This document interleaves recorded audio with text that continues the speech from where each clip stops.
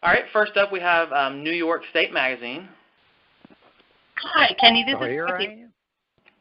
This is Kathy Stockbridge, and I am thrilled to be talking with you. I'm a huge fan. You've accomplished so much in your career. Now that you're going to be retiring from on the road and touring, can your fans, such as myself, will we be able to anticipate still some studio music from you, or possibly a residence someplace, performance? I don't know. I mean, we've talked about it, and honestly, I'm ready to just stay home with my family. And, yeah, I have identical twin boys that are 12 years old. And my wife and I have been married 24 years. And I've worked harder since I announced my retirement than I have in the last 4 years. So I don't know. I think in my heart, that may change. But, Warner Brothers has asked me about a new album, and I just said, I can't think beyond retirement. Well, your well-deserved rest. You've accomplished so much throughout your career, and we thank you for that. You're more than welcome. I just hope that I get a chance to complete what I started. Okay. All right, and next up we have Fuze Magazine. Hi, Kenny. This is Eric Hall with the Fuze Magazine, and I'd like to thank you for speaking with us today. We're excited to see you at your upcoming show at the Turning Stone Casino in Verona, New York. My first question is, I become nostalgic when I listen to your music, thinking back to when I was a boy. My grandmother Rosie used to play your records every Saturday morning and, listen to songs like Lucille and The Gambler, etc. And when I reflect, that brings great joy to myself. Now, when you're on the Last Deal tour, when you're preparing for the shows, do you become nostalgic yourself? And if so, what are those moments? I do. In fact, the whole show it's a totally different show than I've ever done. It's kind of a linear look at my life, career-wise, my music, and it's really, I tell you this, it has been more fun for me than I've enjoyed in the last 4 or 5 years, because I don't just go out and do hits. I do songs that I had with the first edition, and I talk about what I did before that and how I had a record in 1957, kind of a doo-wop record, that was on the charts, and nobody knows that, and I'm not sure anybody cares. But it's kind of fun for me to put it out there and we play a little bit of it. Oh, I think everybody would care. You've had such a great career over the past 6 decades that I think anything that you do and your fans who are at the shows, they would definitely enjoy. Well, I thank you so much. It's like my boys are 12 years old, my twins, and they said, Dad, what are you going to do after you retire? And I said, I'm going to spend time with you guys. And they said, oh, no. So they're not happy about it. They'll take that back someday. Yeah. No, they're excited about it. I must say, I tell you, funny story, I took them to Africa on the first part of my farewell tour, and I thought I'd take them on a safari. So we got in the Jeep, and I handed them each a camera. And I said, I want you to take pictures of what you think is exciting on this trip. And when you get back home, you can show them to your classroom. And they got very excited, and when we got back home, they were all selfies. And that was what they did. They saw selfies themselves. of the animals. Yeah. All right, thank you very much. You're welcome. And next up, we have the Pittsburgh Review-Times. Is that Kelly from the Pittsburgh Tribune-Review? Yes. Oh, okay. Okay, hi, Katie. I also am a huge fan. Yours was the first non-symphony show I went to in the early '80s in Phoenix with my dad. I was in grade school, and I just listened to your music all my life. Oh, that's so nice, and I appreciate that. Well, and when you have as many hits as you do, just dozens and dozens, it seems like it'd be hard to pick just one, but it seems like more than any other song, when people hear Kenny Rogers, they think of the Gambler, and it's such a catchy tune, and I was just telling friends on Facebook today. I said that is a heck of a life advice to live by. And I wonder what do you think it is about that, like, ultimate signature song that made it such a phenomenon and that people really responded to? I think it's because we did 6 movies, and that kind of cemented it in people's minds that that's what I was all about. And the thing I love about the song is it really wasn't written about gambling. Don Schlitz doesn't gamble. I don't gamble. But it was written as a way of life, a thought about how to live your life. And it's really interesting, and all of the rules apply to both scenarios, but it's been a great song for me. And it's kind of, I think those are songs that are career makers. Everybody hopes they get one of those.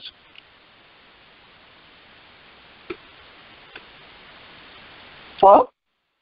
Oh, that's it. Oh, okay.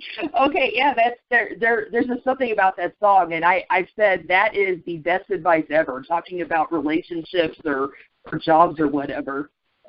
It is. And every night when I go out there and do it, I mean, it's one of the most responsive songs I get, that and Islands in the Stream. And next up we have the songs that people, pardon me? Oh, sorry. Okay, thank you so much. Oh, you're welcome for talking to me. Hi, Kenny. This is CJ with WCOW in Sparta, Wisconsin, and we're happy to have you just down the road from us in La Crosse tonight for one of your shows here on the Farewell Tour. My question for you is, you've been around for a long time. You've put out a lot of music and a lot of, like you said, movies and various other endeavors, and you've got fans all over the world. That's why you're doing this Farewell Tour. So what has the reception been like from fans on this tour, Kenny? It's been amazing. I mean, and I think that they all get my sincerity with this, and I think they have all enjoyed hearing tradition stuff and stuff I did before that. I was in jazz for 10 years, and we play them a song I did with a jazz group, and it's really more like this is what I am in total, rather than a song or 2 songs you might have heard that you liked. This is where I got my foundation and how it works. And there's a lot of humor in there, which I think humor is crucial. Well, thank you very much, Kenny, and looking forward to seeing you tonight here in La Crosse. I appreciate it. Thank you so much. All right. Is there anyone else that hasn't got a chance to ask one question yet? Hello? Yes, hello. Hi, this is Ephraim Graham at Studio 5. Okay, yeah, you're up. Hi there, Mr. Rogers. Thank you so much for talking to us. You are more than welcome. My first question is one of the big icons that you yourself, an icon, has worked with, is Dolly Parton, who is still, out there doing it and no plans of retirement, it seems. Has she given you any advice? She's younger than I am, that's why. and I think that she is one of the most talented and most terrific people I have ever met in my life. I mean, I told somebody I can go 5 years without seeing her. But when she walks in the room, it's like we spent the last week together. She's just that kind of person, and I think that's why she's so believable. She's so honest with her personality.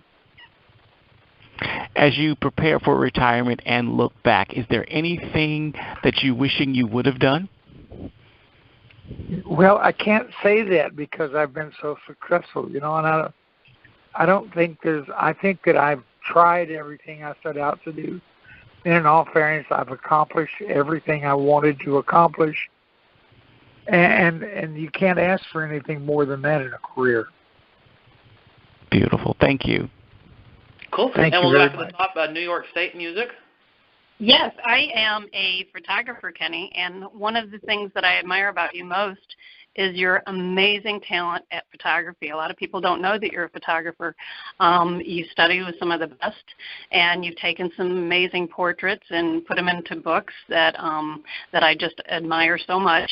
Now, with this new technology from film to digital and editing rather in the darkroom into computer, tell me a little bit about that. Have you changed, or do you still use film and the darkroom process? No, I'm doing digital. I'm a man of the times.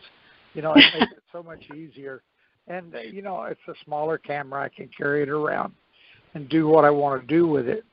And before, I was shooting with an 8x10 camera, and then I went to 4x5. Now I'm down to digital, and before long I'm going to be my fountain pen camera. No, I'm doing mostly landscapes now, and I have gotten some beautiful, beautiful shots. And I don't try to do any trick photography. I don't try to shoot something and put something in it. I try to shoot it the way it is and let it be that. And I have been so, the reason I got into photography is that I think the reason some people in music get on a bad path when they're out on the road is they don't have anything positive to do with their daytime. You have a wonderful hour and a half at night, and then you have, 22 and a half hours to sit around all day and do nothing. And I've always found something to do. I played tennis for about 8 years, and I got a national ranking in the United States. And then I found out I couldn't play tennis anymore, or realized I couldn't. And I started doing my photography. And that's what's kind of kept my head clear for the last 10 years. Well, as you come to Verona, New York, there's an open invitation. I would love to go shoot with you anytime you want. So I appreciate that. Thank you so much. All right, and next up is Fuze Magazine. Hi, Kenny. It's Eric again. I wanted to go back to Dolly Parton. You guys had a great friendship over the years, singing duets together, performing shows with one another. Now, Dolly has started up a fund called My People to help the victims of the Gatlinburg, Tennessee fires. Have you been contacted to perform a charity fundraiser concert after your tour, or would you be interested in contacting Dolly to get the ball rolling to organize one? You mean for the families? I would do it for sure. First of all, I would do anything she asked me. I mean, that's the kind of relationship we have because we know not to ask for frivolous things. I mean, and so she knows that if it's important, I'll be there. And I know if I need her for something important, she'll be there too. And that's what a friendship should be. That's awesome. Now, once the Last Deal tour is over, what are some bucket list items that you haven't accomplished with your family that you would like to?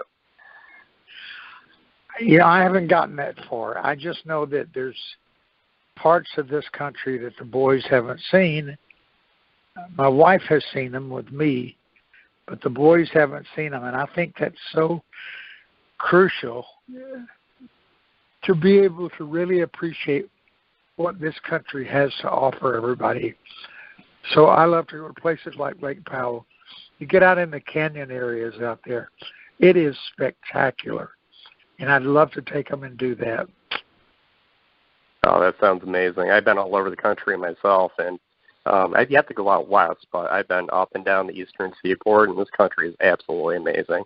I do thank you for your time answering that question. If you get a chance to go out west, go. I'm definitely planning on it. I appreciate it. Sure. Awesome. Then Kelly with Pittsburgh Tribune Review. Kelly, you still there? Or we'll just go to WCOW. Oh yeah, yes, I'm still here. Sorry. Okay. Sorry. Yeah, I was. She fell asleep. No, I was just looking for the mute button to unmute it. Now, on the set list for this farewell tour, is it like a pretty even mix between Christmas music and your classic hits? Well, we kind of in the middle of the show. We get off into Christmas music, and it's really pretty cool. We have a big choir that we pick up in each city, and we do things that are appropriate and things that are fun at the same time. and then we get back into the hits. So it's a well thought out show because I didn't do it. A friend of mine, Keller Junkerman, who did all the sets and he did all the film editing that goes back to first edition and everything else, and he did all of that. And there's some Christmas film and slides in there of past Christmas shows and things. And it's really wonderful. And it's a great moment because before I'd always done 2 sections, hits, then I would leave and come back and do Christmas. And I'm not that mobile anymore. I can't get around. So we choose to have me stay on, do the Christmas songs, and then we come back and do the hits. Okay, so it's like a sandwich. It starts with hits, then Christmas, and then hits, and it's all in one shot on stage? Right, right, yeah. Linda Davis is with me, and she is great. She, I think, carries the show as far as I'm concerned. She has so much energy, and she uses it well. Okay.